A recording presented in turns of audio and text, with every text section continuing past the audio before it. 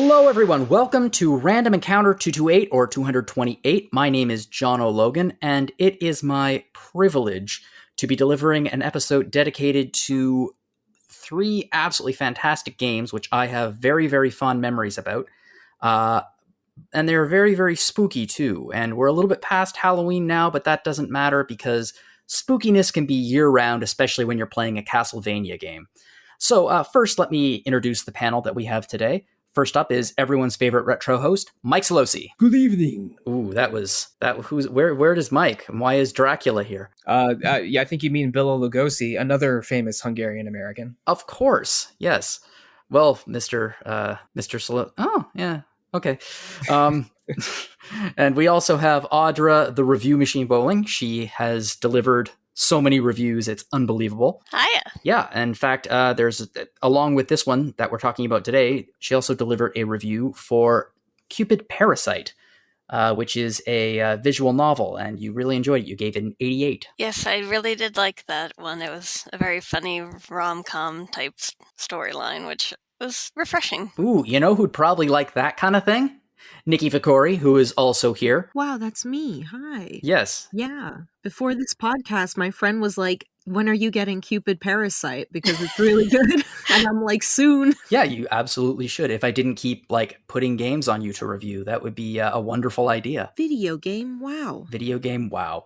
How's everyone doing? Is everyone doing okay? Nothing to report, or is someone having an adventure or something? I finished Kokoro by Natsume Soseki, so now I'm really the great ace attorney. Wow, that is kind of awesome, and a nice throwback for Sollosi and I. That's right, and Niki, you also told me that you got into the fiction of Arthur Conan Doyle following playing Great Ace Attorney, right? Yeah, so now I'm going to read The Sign of the Four, and I'm going to go back and forth. So I already read A Study in Scarlet, then I read Kokoro, now I go to the Four People, whatever.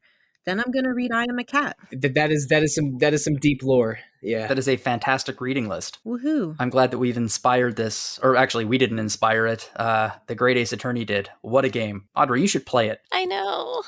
I need to play it. Yeah. It's real good. Oh, it's real, real good. But let's talk about another real, real good game, actually a collection of games. So we are going to be talking about the Castlevania Advance Collection. This got released a few weeks ago, and frankly speaking, I have trouble imagining a better value in gaming. So this is a collection of all of the Game Boy Advance Castlevania games. If you are not aware, there were 3 releases for Game Boy Advance for Castlevania. All 3 of them were Metroidvanias in the style of Symphony of the Night. And these were the first Metroidvania Castlevania games after Symphony of the Night. And this is sort of what cemented the genre. Like before this, it wasn't really a Metroidvania game because there was only one Castlevania game that actually had this style. But after this, there were a whole bunch. And then there were a bunch more on DS. And then it very much just became the Metroidvania.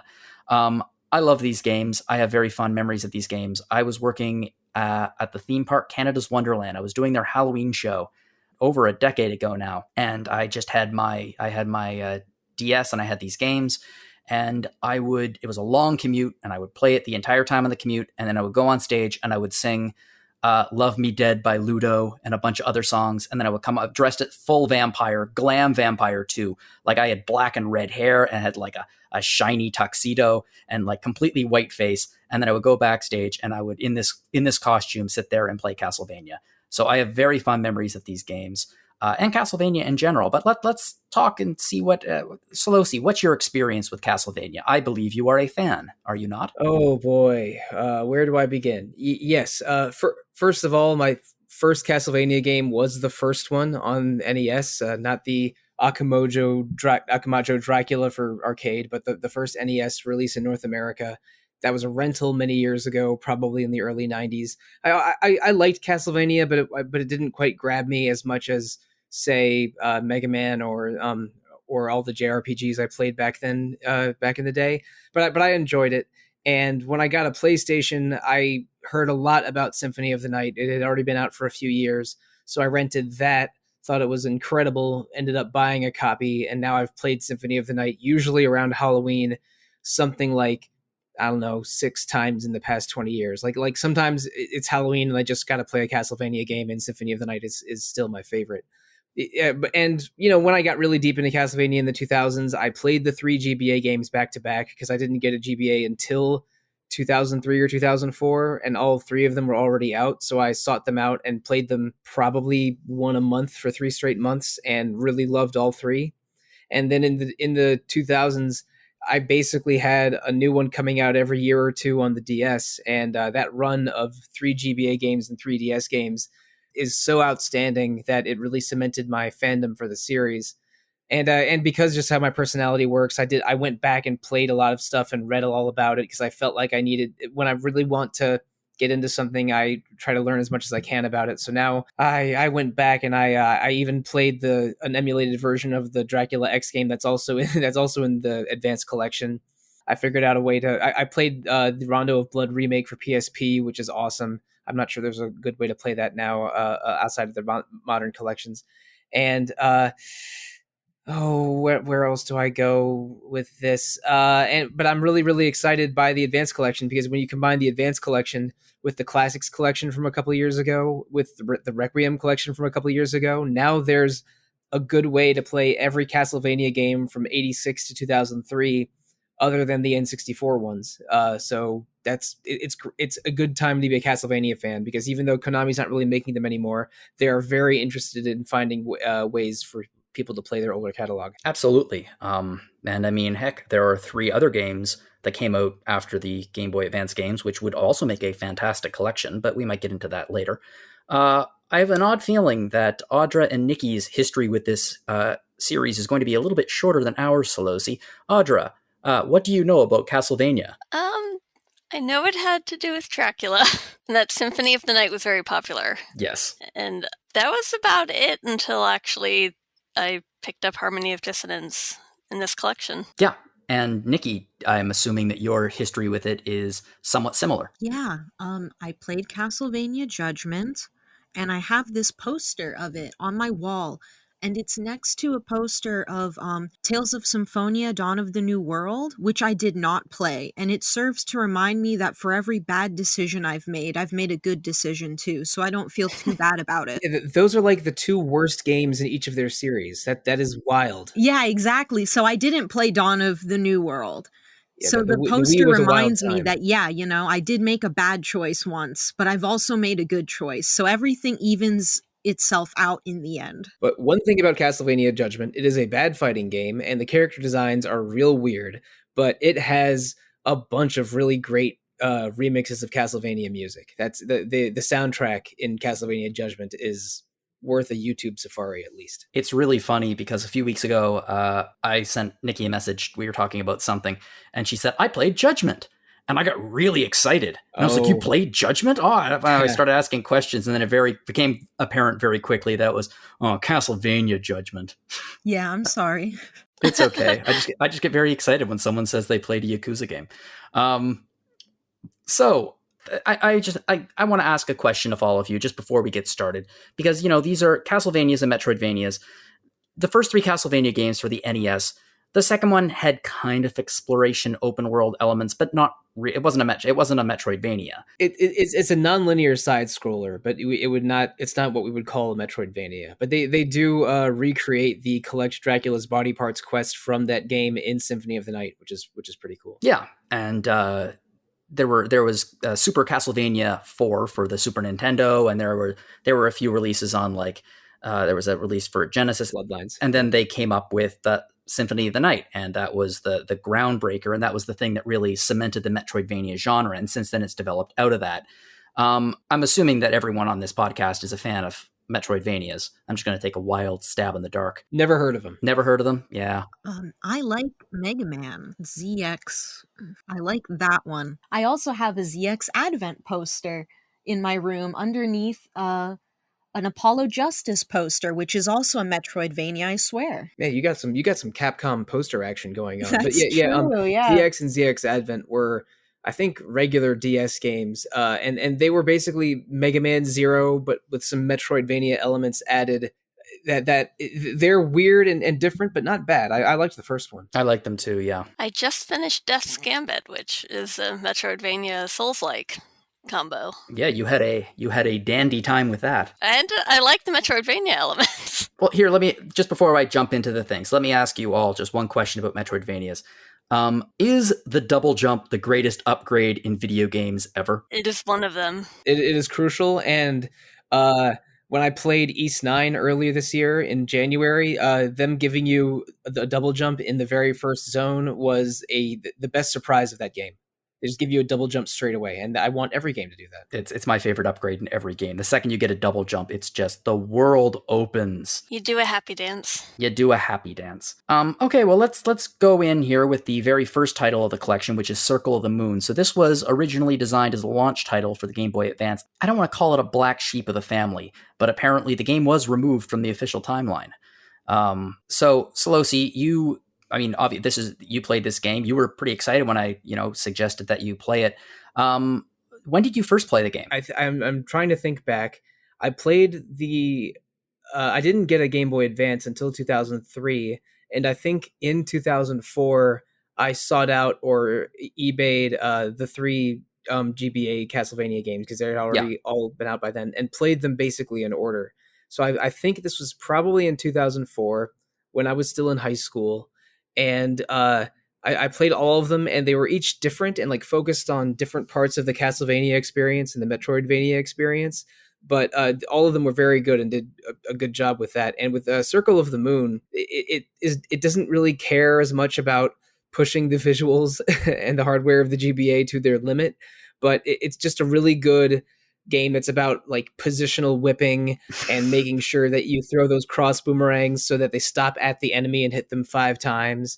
And the castle is cool and moody to explore, and there's good boss fights. It's a rock solid GBA game. I think one of the reasons why many people consider it like kind of a dark title, it's because Iga, who is the he spearheaded Symphony of the Night, and I mean, if you play games nowadays, you probably know him from Bloodstained, the kind of spiritual successor to Symphony of the Night. But he had nothing to do with Circle of the Moon, and apparently he actually dislikes quite a few aspects of it. Yeah, well, Iga is rightfully called the architect of modern Castlevania. He was the assistant director on Symphony of the Night, but the main director dropped out of the project partway through, so Symphony of the Night sort of became his game. And the only other person that's as strongly associated with the Castlevania franchise, or at least recently, is Michiru Yamane, who did the soundtracks for almost all of them in the 2000s. I believe she did the arrangements in Judgment. She worked on the Genesis game Bloodlines, but then did almost all of the GBA and DS games. But Circle of the Moon has no Igarashi and no Yamane, which is weird. I think Konami sort of threw a B team on Circle of the Moon while Igarashi was working on Harmony of Dissonance and planning out the rest of the series. And I don't want to make this a story of Castlevania story canon, because that is almost as headache inducing as talking about Zelda timelines. But like, part of the story is Dracula revives once every 100 years, and someone in the Belmont family is destined to put Dracula down until they rise again 100 years later. And Circle of the Moon both has no Belmonts in it and breaks the 100-year rules. And basically just made a few decisions without Iga sort of having any input. So Iga sort of designed the rest of the timeline and the rest of the series based on the older Castlevania games and completely ignoring Circle of the Moon. So Circle of the Moon is I don't know, you could call it a never say never again of the Castlevania franchise. But it's good. Like and it does a lot of Castlevania things, including remix some old school Castlevania tunes. Because I don't think you're allowed to be a Castlevania game unless you remix one of Vampire Killer, Bloody Tears, or Beginning. But it is a good one, but it is not in the canon because basically for dumb developer politics reasons. I don't think it reflects on the quality of the game, because I think you're right. I think it's a pretty rock solid Castlevania game. And there are some very interesting, mechanics and things like that in it. Like you talk about it in your, we did a mini review is what we did with this one. So everyone kind of reviewed their respective title. And this, there's the usual mix of magic and melee. There's also some cards in this game. Yes, there are 20 spell cards. 10 of them are action cards and 10 of them are attribute cards. So the action ones are all a Roman god, like, Mercury, Venus, Mars, etc. And all of the attribute cards are monsters that represent an element. Like there's a salamander for fire, and I think Griffin for wind, etc. And what Nathan Graves, the main character, is allowed to equip one action card and one attribute card at the same time. And the action cards are basically what kind of spell it is, and the attribute cards are the element of the spell. So if you equip Mercury and Salamander, you get a fire whip. But if you equip Mercury and Griffin, you get like a wind blade at the end of your whip. And so there's 10 kinds of spells for the 10 action cards and over 10 elements. That means there's 100 spells to play around with in this game, which is too many. Collecting these cards and like testing all of them is fun for a bit, but there's just so many of them. And in the original GBA release, there was no way to tell which enemies dropped cards because there was no mappable bestiary and no indicator for how to get cards. But in this remake, there is a very handy indicator that pops up whenever you attack an enemy that has a card, and it shows a little question mark if it's a card you don't have yet. And once you've defeated an enemy, they added a new bestiary, so you can go and check and see exactly what items and what possible cards every enemy can drop. So now a nearly impossible magic card hunt from 20 years ago has been made. It has basically just communicates his information better in this collection. And if that card indicator gets annoying, you can switch it off and on if you want. Yeah, there are a lot of quality of life features in this collection, which they seem to be fairly subtle, but nothing that changes the overall experience of the game, but does enhance it in a few places. And this definitely sounds like one of them. Yeah, all of the changes, like fixing the visual presentation to be true pixel or smoothed out, or saving and loading save states, or doing this card stuff, is all in the ZL button or L2 button if you're on PlayStation, or left trigger if you're on Xbox. So if you just want to play this experience and not deal with any of the new stuff, you can just never press ZL and have a ball. But these changes are, I would say, unobtrusive and all positive. And if you really don't want to engage with them, you can ignore them. Personally, I think I would have trouble. I'm trying to imagine what this would look like on the big screen. Because, I mean, I remember playing it on a very little screen. And I feel like, I mean, this game, even on a small screen, this doesn't look remotely as good as like Castlevania 4, for example, for SNES. Or it doesn't look as good as the other two advanced games on the collection. It's there's barely any frames of animation. I think Nathan has like 2 walking frames of animation. It's the actual movement itself is pretty smooth, but the number of animated frames is very small. And the game looked horrible on the original Game Boy Advance because it has sort of a dark a dark lighting, and they hadn't really figured out how to backlight make things. Colors pop in the GBA yet. So yeah, like playing it without a backlight was a nightmare 20 years ago. But on an SP or on a DS, it looked great. Yeah, and it looks great here. I mostly played it handheld on the Switch, but I did put it on the big screen for a while. And the remaster version doesn't look hideous. Again, they deliberately are fitting out the pixels to make it look a little better, but you can switch to a pixel perfect version with the original GBA pixel count if you really want to, but I don't necessarily recommend it. Yeah, I think I would probably stick with the revised version of it as well. Okay, I know that you enjoyed this, but just casting yourself back to when you first played it versus now, did you enjoy it as much as an adult as you did when you first played it? You know, I think I did, because when I played it as a kid, I was just excited to have another Castlevania game that's more like Symphony of the Night, because that was something I'd been chasing for a little while, and I'm more of a Castlevania fan than I am a Metroid fan. Because again, I've played at least I've finished at least a dozen Castlevania games, and I've only beaten 2 Metroid games. Yeah, but the 17 years ago, or however long it was, I was just excited to be playing another one of these, and I was enjoying it sort of in the moment. And now I have so much more perspective, and I'm probably less dexterous than I was 17 years ago. But I play video games sort of more economically and more. I would say with a little bit, not precisely, but sort of in a more judgmental way. And this game, like I felt the positive nostalgia, but I also was just appreciating parts of it, like how just how good the double jump and super jump feel, and how and how they were designing certain monsters to be handled with certain sub weapons.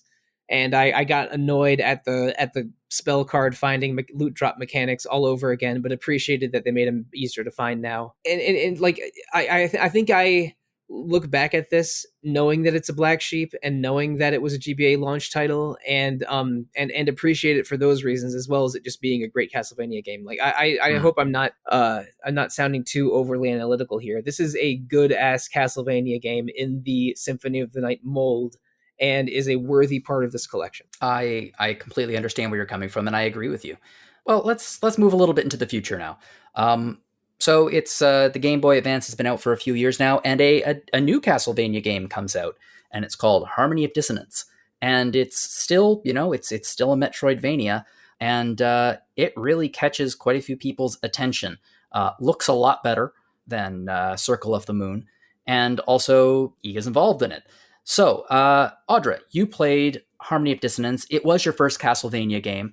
I'm really curious what you made of it and how you enjoyed it. I ended up really liking it. I wasn't quite sure at first how I'd end up feeling about it, because I had never played a Metroidvania before, but I ended up, from the opening sequence when you have to run from the boss, I ended up really liking it.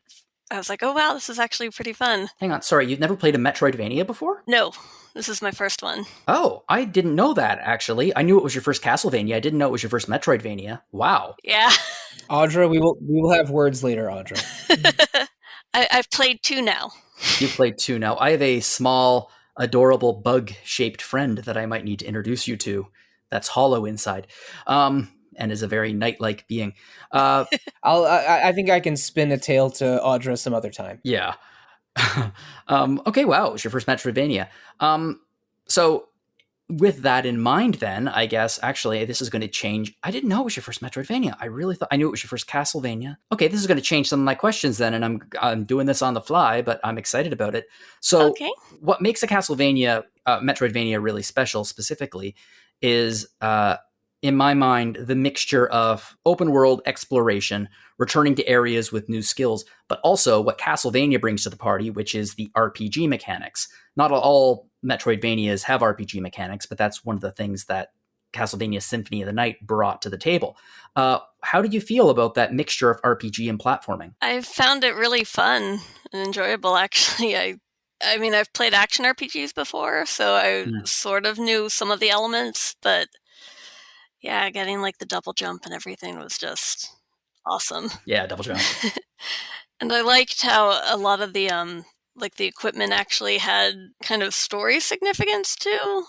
Like the bracelets and everything, that you can get to have a special ending. Well, this game brings back quite a few things from older titles. For example, unlike Circle of the Moon, or certainly Symphony of the Night for that matter, this is the first time in a while that you've been able to play as a Belmont. And it is a direct sequel to the original Castlevania and to Castlevania 2 in that sense. It's 50 years after those 2 titles. Simon Belmont, who people my age might know from such amazing cartoon shows as Captain N. Yeah. Yep. I knew where that was going. Yeah. Of course you did, Sollosi. Of course you did. And in this particular game, you play as Simon's grandson. And there's obviously much more of a story here than there was for the original Castlevania.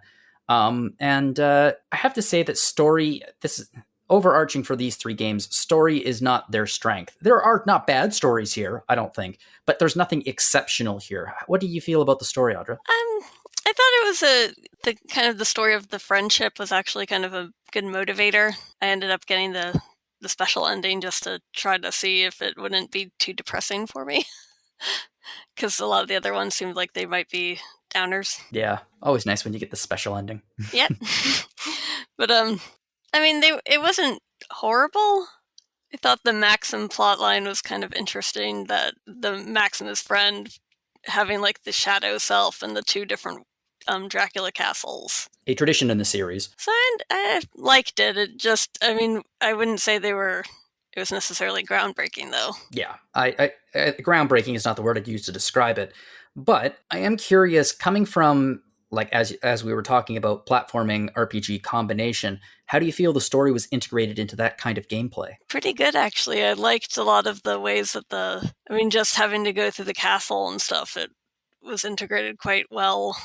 I like the whole idea of finding like the Dracula's body parts and stuff to create. I mean, it was just I thought they did a pretty good job with a lot of the gameplay elements. Mm-hmm. Like the one area I remember where it's kind of like you had to go through a darkened area, but you had to have equipment to see, like night vision goggles or something. Mm-hmm. And I thought that was really well done. Yeah, this game reintroduces a lot of the things, Castlevania traditional things. And it also gets rid of the card system that was in the previous game and goes to a much more traditional magic system, I would imagine. It sounds a little more simplified from the card system, which I guess I could see where maybe they decided to go that route, but yeah. As someone who is a newcomer to Metroidvania, I'm curious what you felt the most challenging aspect of this game was, and I guess in general, like the most challenging aspects of a Metroidvania. That doesn't necessarily mean something you disliked, but just what do you feel was it challenged you the most? probably I found the lack of healing items, especially if you couldn't find a merchant, which I couldn't for most of the game. I ended up not meeting the requirements to have a merchant show up, so I never really had too many healing items on hand. Yeah, in modern Castlevania games, you got to live from save point to save point for the most part. So it was pretty much I had to figure out every time I got to a new area quickly how to survive it, because otherwise I'd be back at that save point. Yeah, they are fairly challenging. These games aren't necessarily, I didn't find them, my memory, I haven't played them for a few years. I don't remember them being exceptionally challenging, but I also don't remember them being easy. Going back to Circle of the Moon, I thought that the game was very manageable for most of the run, because some old Castlevania games are quite brutally difficult, and the Super Nintendo game in this collection, Dracula X, is one of the hardest Castlevania games. Yeah, you're going to get a bit of whiplash if you try playing it. Yeah, I mean, it's a semi remake of Rondo of Blood. They took out all the story scenes and branching paths and basically like replace all of the cooler parts of Rondo by just making it easier to get knocked out of the air and instant killed. And Richter Belmont doesn't really, there's no dashing, only you just have to sort of strut your way through the entire game. Yes, if you've played Symphony of the Night, then you know his amazing strut. Yeah. Yeah, it's a strut. It's a Belmont strut that goes all the way back to Simon. But Belmont strut. It's a genetic thing. but back to Circle of the Moon. I mean, you have a dash, you have a double jump in this game. All the Metroidvania games move faster than old Castlevania. But Circle of the Moon was pretty manageable the whole route. There was a couple areas where I felt I was slightly underleveled and died a little too quickly in, but then just a little bit of grinding fixed that. And two bosses, one around the middle of the game and one the final boss. Both took me probably between 8 and 12 tries, but it's like it's a solvable game. But it surprised me with its high-ish difficulty sometimes, because there's plenty of tough GBA games out there, and I think the Castlevania games on GBA are manageable. But I still, like, even a veteran like me got tripped up a little bit playing Circle of the Moon again. Yeah, I didn't have too many problems with the Dracula fight at the end, actually, which I was surprised by. I thought that would have been one of the harder ones. The death fight was actually quite challenging to me. That was death. Yeah. In Circle of the Moon, Dracula is considerably harder than death. So it's it goes both ways, I guess. Harder than death. That sounds like a name of a metal album. Do you think that you might try playing? Again, I've been just unloading reviews on you nonstop, which makes it difficult to play things outside of those reviews.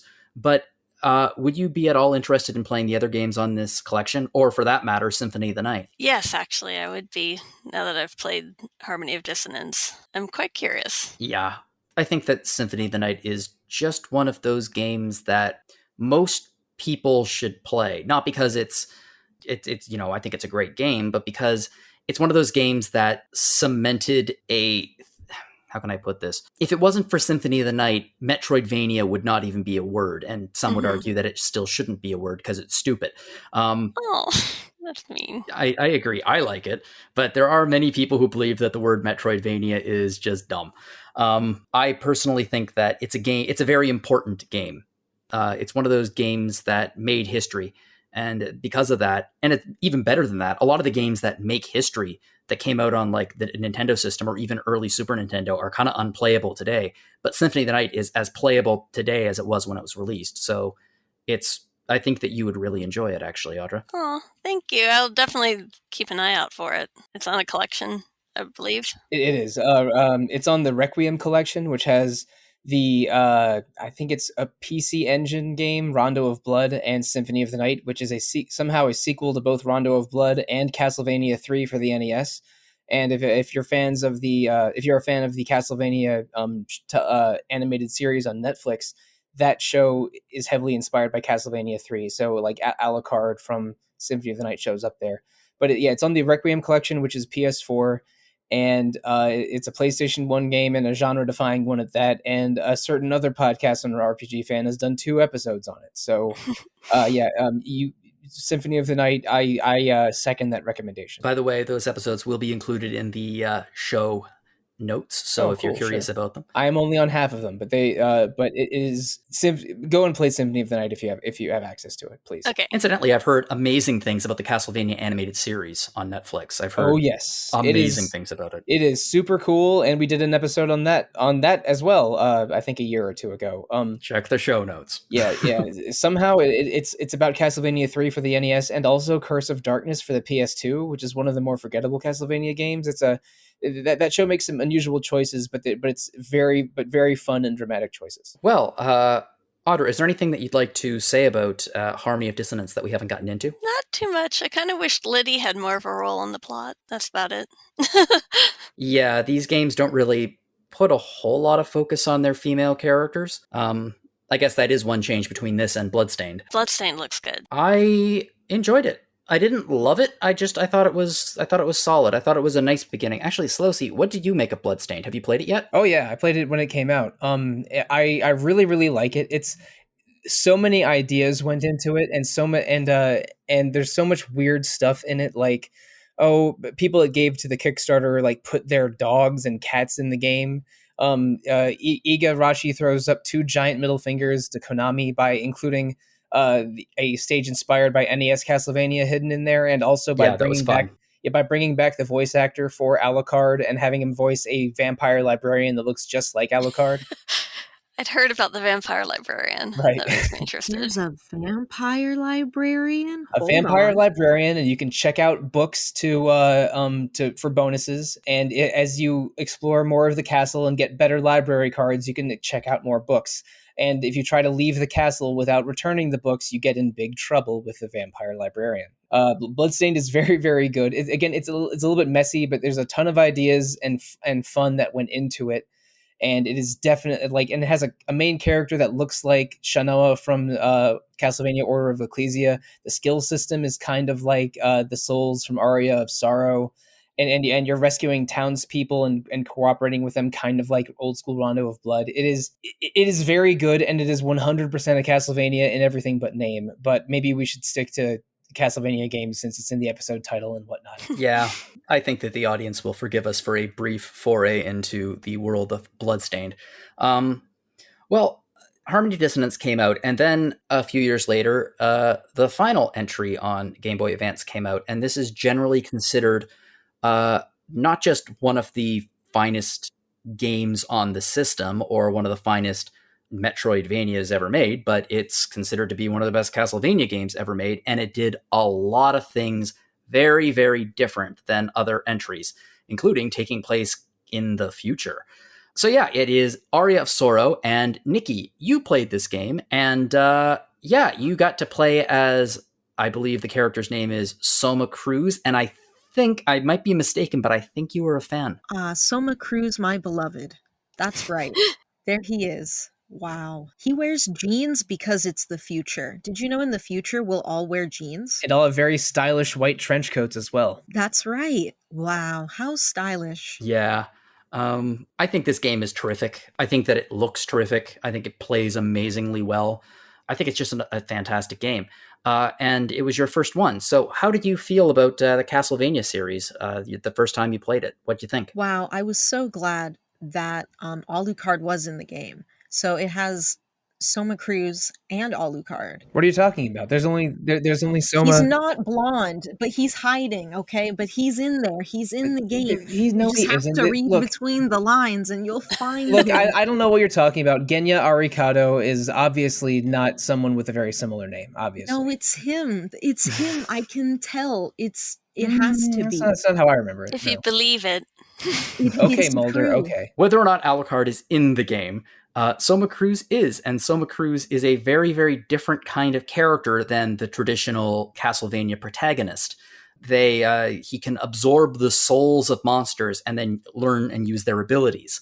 How did you tell me a little bit about this soul absorbing system and how it works in the game? Well, I never figured out really how it works. I think it's random. You attack enemies, and when you kill them, maybe you eat their souls. And that's pretty cool because then if you eat their souls, you get their special power, like Kirby. You know what I mean? You know how Kirby does that? Or Mega Man. You just Yeah, told me. I was trying to avoid the Axel comparisons, but we can pretend that yeah, it's Axel, I guess. Don't We're worry talking about it. about Mega Man protagonists, and you land on Axel from X7 and X8. That's what he does, right? He takes their powers. That's what all of them regular do. Mega Man. Oh my god, wait a minute. Super fighting robot. You're right. Yes. Hold on. Wait a minute. Hold on. I'm having a galaxy brain moment right now. Axel from X7 and X8. That's why I was trying to avoid the Mega Man comparisons. All right. Okay. I was like, I don't want to think that he's like Axel. He's Soma Cruz with genes, and that's all we need. We don't need to think that he's Axel. Well, okay, in the great canon of game characters stealing enemy powers, I mean, you have your Mega Mans and your Kirbys and your Axels and your Blue Mages, and now we have Soma Cruz. That's right. Yes. And he'll it's like with the first game we talked about. If you want, you can put using the power of the Advance Collection options. There's an option to have a little notification show up every time you hit an enemy, and if you've collected their soul, it will light up. So you'll know if you've gotten it or not. I turned it off because it's like every time that you hit them, and that's a lot. But it's nice that that's there. Yeah, it's a good little feature. When you're looking for a specific soul or are in a new area and you want to keep track of what souls you haven't got yet, it's a great feature. But those notifications pop up so much that there will be a time that you're ready to turn it off. Yeah. I'm sorry. I'm still stuck on the sound of Sollosi's voice when he said Axel. You sounded like you were about to just drink hard liquor just in despair at a bar. That's how I felt, okay? I didn't want it to go this way. I didn't want this to happen. If you're in the Mega Man zone and you think of characters that can use other characters' powers, like you land on Axel. I'm sorry. I didn't want it to be this way. It didn't have to happen this way. I was trying to go with Kirby. Let's go. He also has the very scary enemies. It's perfect. It's Kirby with genes. Kirby with genes, and let's just say also with a handgun. Oh my god, you can get a gun! And a sword. Kirby is a sword boy as well. That's true, but Soma Cruz can get a gun. Apparently, there's a boss rush mode that he can get a giant gun in. I didn't do that, but I know there's a very giant gun. It's very cool looking. So anyway, I started blasting. That's it. That's the statement. The souls in Aria of Sorrow and the huge number of weapons you can collect in Aria of Sorrow make it like the most loot-heavy game of this trio, and maybe even more so than Symphony of the Night, where Alucard can also use a ton of weapons and magic. It's Aria of Sorrow is a great Castlevania game, but it's also a pretty solid collectathon if you want to play it that way. You can throw cats at the enemy. And you can throw curry at the enemy, depending on the souls you get. So you can do anything, if you set your mind to it. If you set your mind to it, you too can throw cats at Dracula. That's right. And they do this in Bloodstained as well, but in Circle of the Moon and Harmony of Dissonance, you obtain relics that give you new abilities that allow you to traverse the castle in better ways. But in Aria of Sorrow, it's you just get a guaranteed soul drop from bosses, and you use boss souls in the same way. So like Soma has a bunch of equipment that he uses as weapons, some swords bigger than he is, and guns. And my favorite trick is taking a katana and doing short hops and doing an air attack and then another attack right when you hit the ground for like a double slash. That's some advanced tech for you there, but. It is all about soul collecting in Aria of Sorrow in a way that earlier Castlevania games made it more about like relic hunting, and they paid that forward into Bloodstained. Like you can tell that Igarashi was interested in revisiting stuff from Aria and Dawn of Sorrow when he made Bloodstained. Oh yeah, this game has. I'm gonna say it. I don't think the double jump is the best one in this game. Whoa. Because you go almost the entire game without a dash, but when you finally get the dash, which is personally my favorite thing to do when I used to play Mega Man ZX and Advent, which the A stands for Axel, and that's also why I thought of it, and I was trying very hard to keep it out of my mind. But anyways, you get a dash, and you also damage the enemies with the dash, and it's a really good dash. So I think that's the best one in this game. That's my opinion. In Circle of the Moon, their version of that is a super jump that has you travel like 3 screens up at once. Wow, that's scary. Yeah, it's a little scary the first time you use it. Like for a second I thought I had hurt myself, but yeah, when you get like post game, end game fast travels nonsense, it's like when Alucard can finally turn into a bat and go through walls. Like it opens up everything so much more. Oh, you can turn into a bat in this one. Yes, and you're a cute little bat. Because you're fluffy like your jacket. I forgot about the fluffy white bat. Yeah, it's fluffy. Okay, well, there's the soul absorbing system. In your review, you do mention that because of the various abilities, you can approach the game from different angles. Like you mentioned, you can approach it offensively, defensively, or cheese. Which one was your particular preference? I had to cheese it because I was very bad. Oh, okay. It took me about an hour to figure out how the save rooms worked. So, like Audra, I spent a lot of the game with like 1 health. Mm-hmm. And so I ended up like finding little spaces where the bosses couldn't hit me. And I was just like spamming attacks and they were like literally locked into like just walking back and forth and they couldn't hit me. I literally like cheesed a good chunk of the game just because I was so scared of dying. Oh, okay. Yeah, I had to. I had no choice. I didn't mean this to become a like traumatic experience for you. No, it's okay. It's fine. Don't worry about it. I don't remember. It's gone. It's gone now. You've blocked it out of your memory? It's gone. Okay. I like that that's a thing you can do. That just makes it more fun for people who want to like mess with the game. Sorry, blocking it from your memory? Yes. Sorry, I'm very lost at the moment. Cheesing the game is Yes, I feel like I'm in Dracula's castle, the mirror version. Or the upside down version. Yeah, okay. I don't think there's anything wrong with cheesing your way through the game. In fact, cheesing your way through the game can be a lot of fun. I think it's cool that that's a thing you can do. I was just going to say, if you're actually capable of staying at over 1 HP, unlike me, you can actually like play more, like you can approach it in a more traditional way. And then when you replay it, you find all these funny little things that you can also do.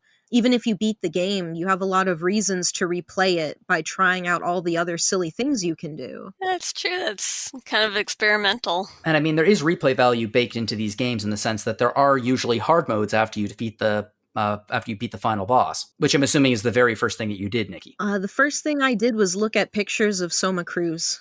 Like, there's like the concept art little section, and I'm like, look at this beautiful artwork of Soma Cruz. That's what I did. Niki, have you seen the difference in art style between Aria and Dawn of Sorrow? Yeah.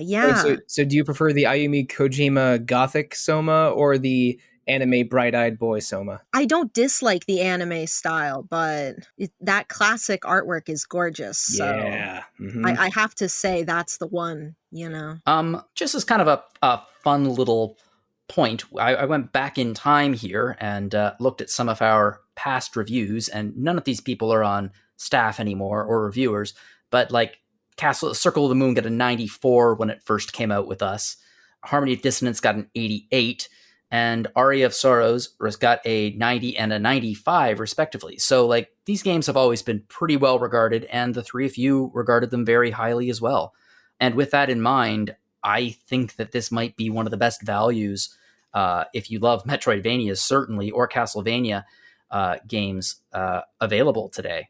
It's crazy good. There is, as we mentioned, a fourth game included, and I actually kind of want Sollosi to talk about it for a sec, because I feel a little bad. No. We didn't mention it. Yeah, I'm sorry, Sollosi. I feel a little bad because we didn't mention it in the review, but the reality is it's not a Metroidvania. It doesn't have RPG elements, but it is in there.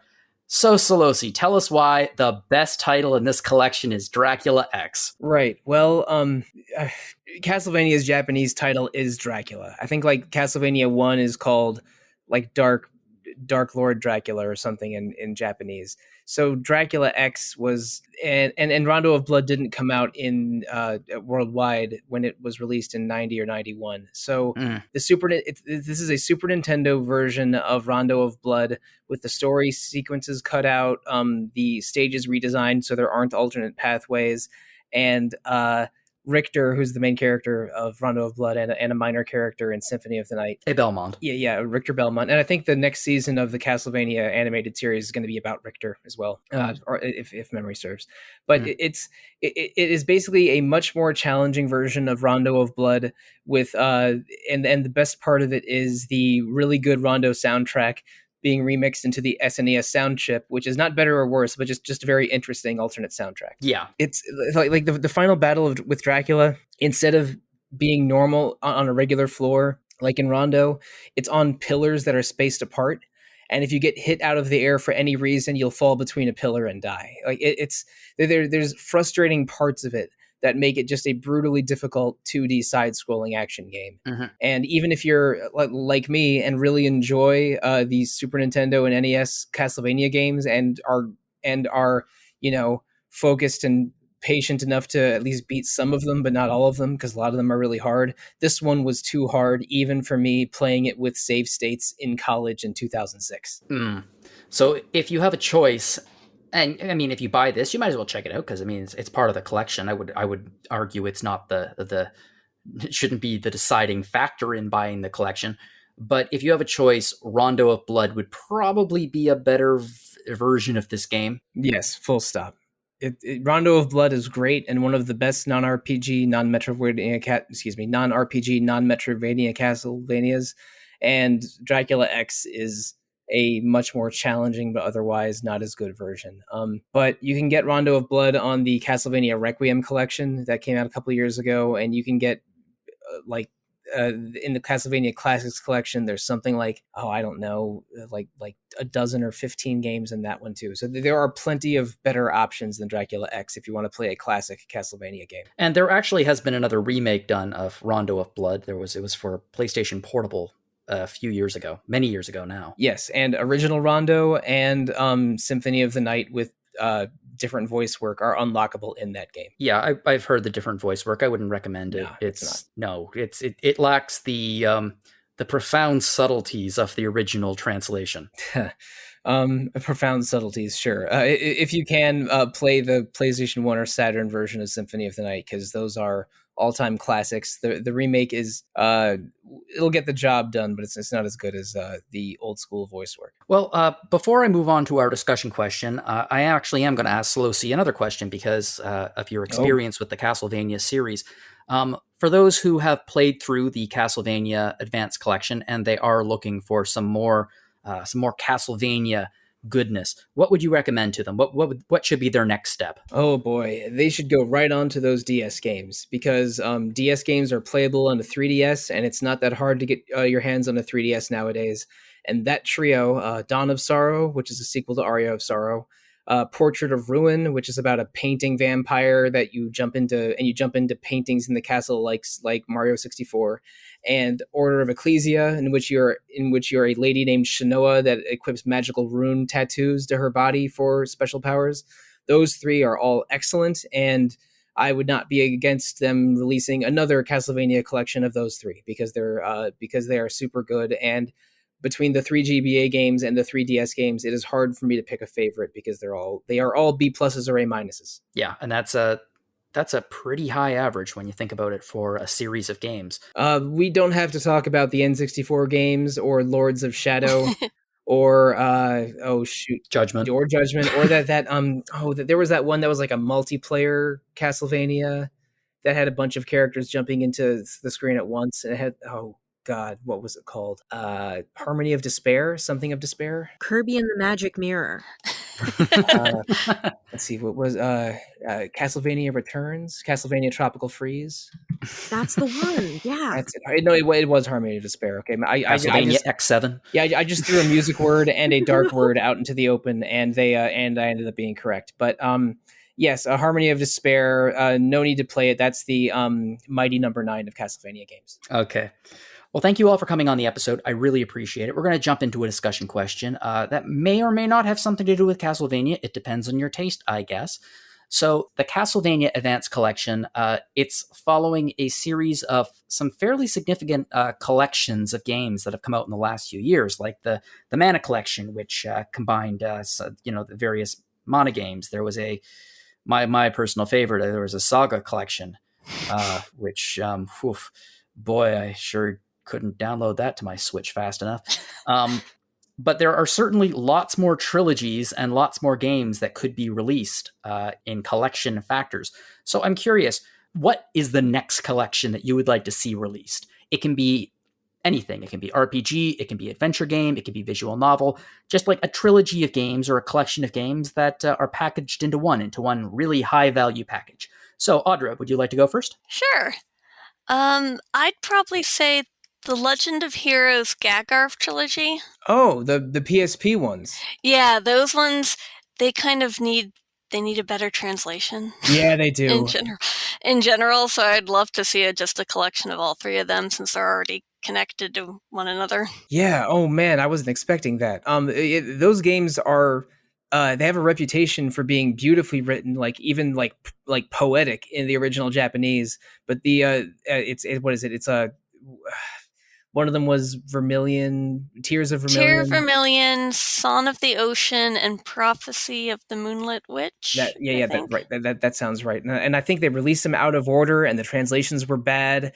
And I tried one of them and thought it was pretty rough, but and especially now that Trails is a big deal, having those predecessor games, that's a really cool idea. Yeah, I would definitely play them.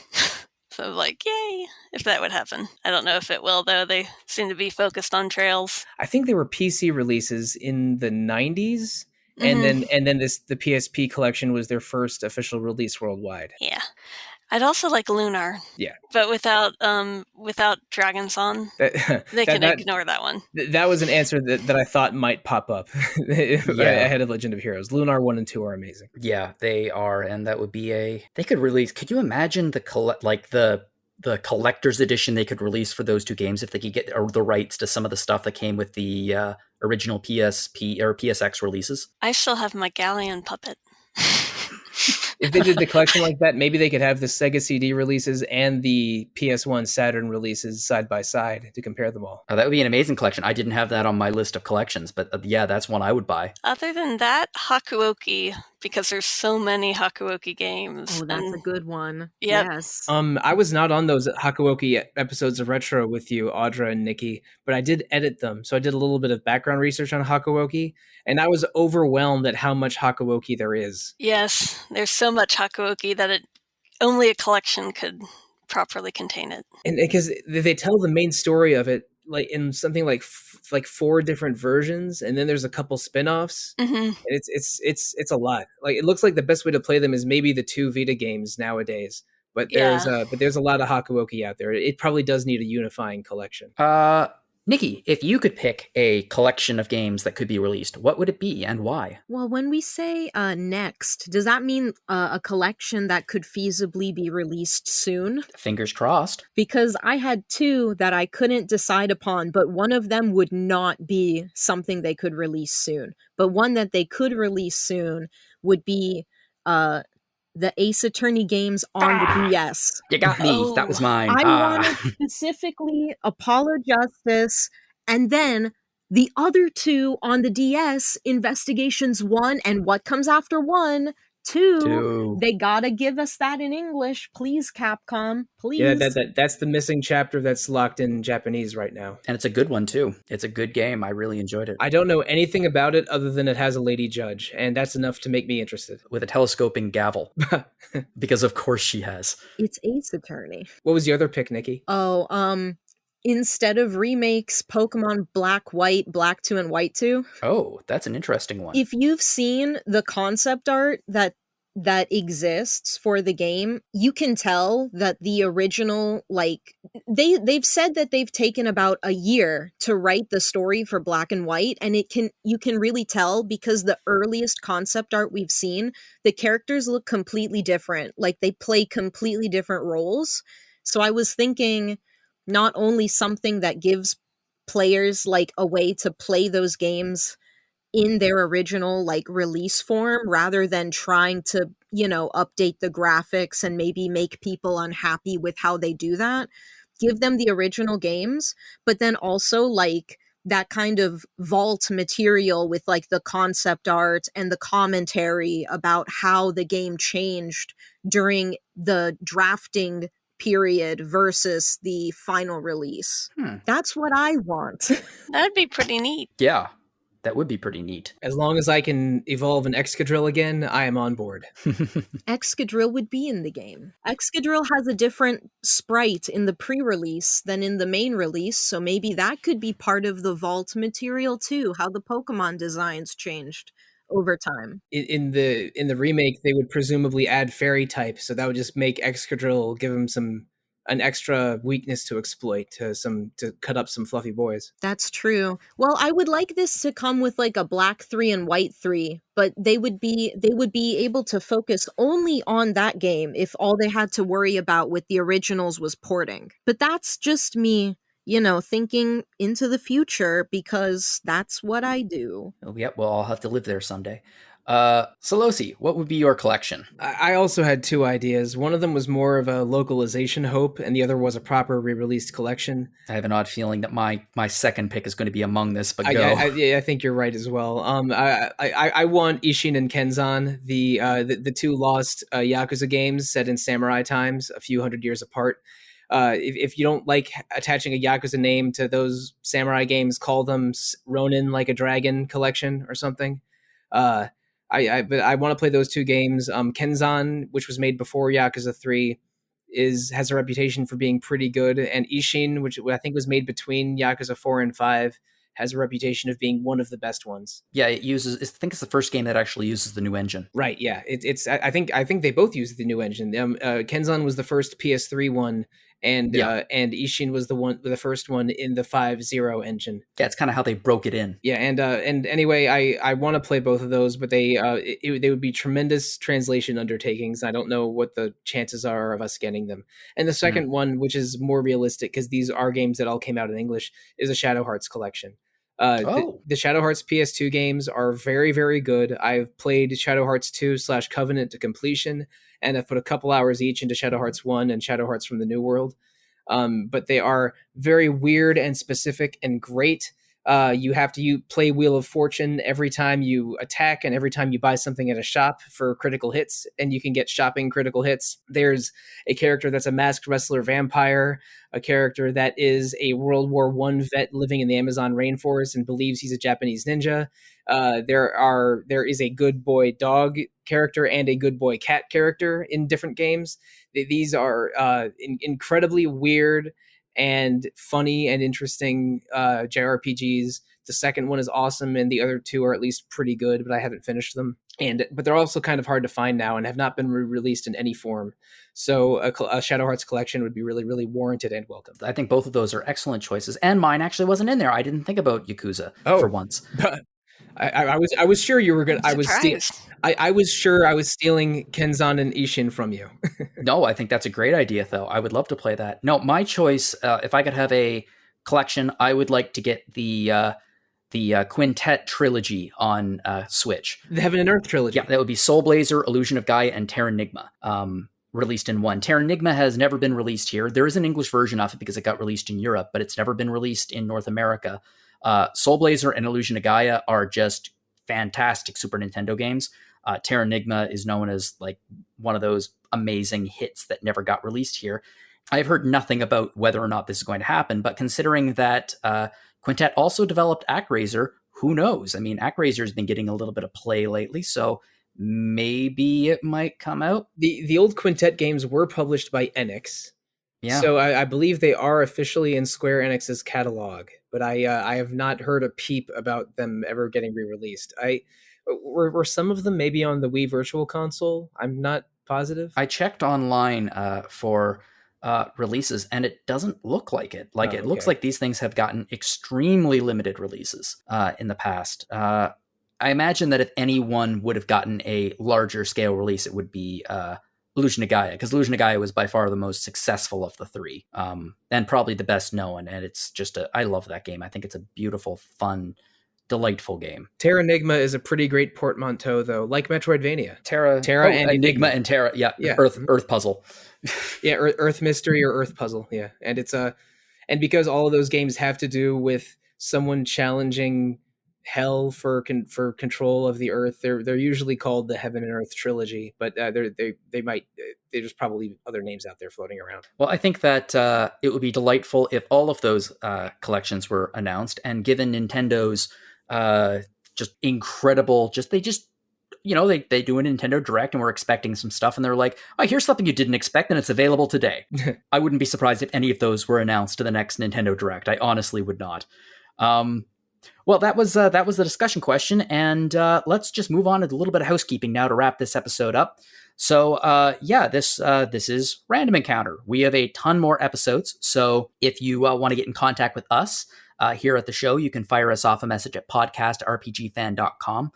We'd love to hear from you. If you have any ideas for discussion questions or feedback about the show, anything at all, please fire us off a message there. We would love to hear it. And you can also find us on your podcast player of choice and give us a rating. If you enjoyed this podcast, why not share it with a friend? Help get the word out there about this. However, this is not the only podcast that we have here at RPG Fan. We do have a few others, and one of them is very close to Mike Sollosi's heart. Sollosi, why don't you tell us what's coming up on Retro Encounter in the next few weeks? Right. Well, in coming up on Retro Encounter, we have 2 episodes on Ys Origin. And Audra, you are joining me in playing that game for this month. We haven't recorded the first one yet, but we are very soon. So I'm excited to talk about that with you. Yes. And Ys, very good. See, there is no way to get me to roll my eyes harder than if someone pronounces it wise. But anyway, I honestly thought about pronouncing it wise when I was doing housekeeping on last episode of Random. So 2 on Ys Origin coming soon. Then in December we have not in this order, but 2 episodes on Final Fantasy V, 1 episode on a game that was released recently that I'm going to play right after I finish Ys Origin, and also 1 final RPG Villains episode to close out the year. That sounds like a good wrap up there. Yeah, and I look forward to a lot of those episodes. We also have Rhythm Encounter, which is RPG Fans' music podcast. The last few episodes, I've been a really big fan of some of the music I've been hearing in the last few episodes. And the next episode, we're going to be taking a very good look at video game concert music. You may have heard these songs before, but these are live in front of an audience, so they're going to be different arrangements, different versions. And I've taken a look at the track listing, and there's a few of them in there that made me go, oh, that's going to be real interesting. So you definitely want to check that out. And we also have our partner podcast, which is Phoenix Edge with Hat and Eric. They're focused on RPG news, and they are on YouTube. So absolutely check them out on there. If you'd like to send me some feedback or see what's going on, you can do so at jlogan@rpgfan.com, or you can find me on Twitter at Jono_Logan. We also have some other people on this podcast who have online presences, and they would probably like to get it out there. So, Sollosi, where can we find you online? Sure. The best way to find me is probably Twitter. I am at The Real Monsoon most of the times, and at Evoker for Dogs other times. Cool. And Audra, where can we find you? My email is audrab@rpgfan.com. And Nikki, where can we find you? I'm Otome_Nikki on Twitter. You're not going to say it? It's only 1K. If it were 2, that would be a diary. Yay! We did it. Okay. Yay. I was... I would have been heartbroken if that didn't happen. Anyway, thank you all so very much for joining us this week. And we'll be back in 2 weeks from now. So whatever you're playing, have fun.